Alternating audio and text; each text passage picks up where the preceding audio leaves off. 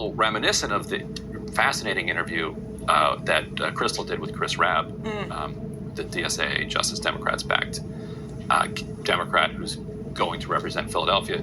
If people haven't watched that, they should go watch it. We don't like our candidate interviews. If you go to YouTube in particular, interviews with candidates will get like 70% less.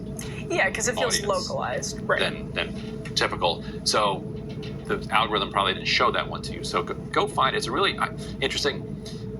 And a lot of people were dunking all over Chris Rabb for it.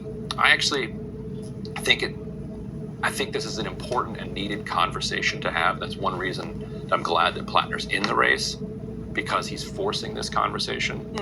And you can't, I don't think you can kind of force people, you can't force it back in, but what you can do is have that conversation. Like, and talk to people like, why are people so passionately supportive of Plattner? Tease it out, yeah. And then get from people like, why do you hate him so much? Like, what is it?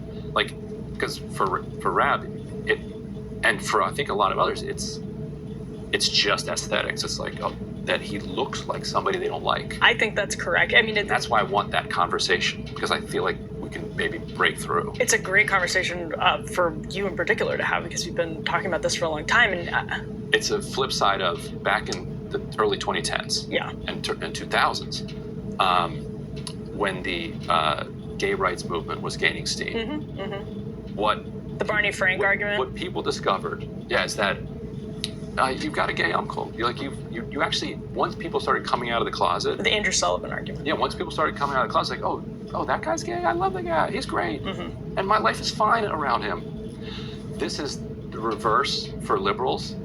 It's like, this is a white guy, and he's actually pretty nice. A big burly combat vet. Big burly combat vet. Someone you could see with Joe Rogan. And he's fine. Don't be afraid. Don't be scared.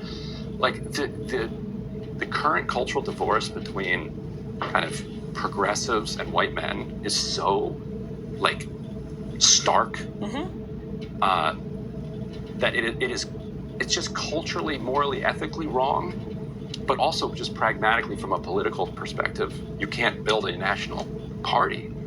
Yeah. If you assume every white guy, or every white guy with a deep voice as a combat vet or whatever, is like out to get you. Or if you talk about him in a way that implies he does have sort of built-in problems. Right.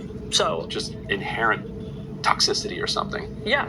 Whether you're talking about racism or sexism, yes. And if you believe that, you can point to a lot of things he said in the past, be like, oh, yikes. I can't deal with that. Ro Khanna, though. That's what I was just going to say. Yeah. Because it's interesting to do the contrast with AOC and Ro Khanna, actually.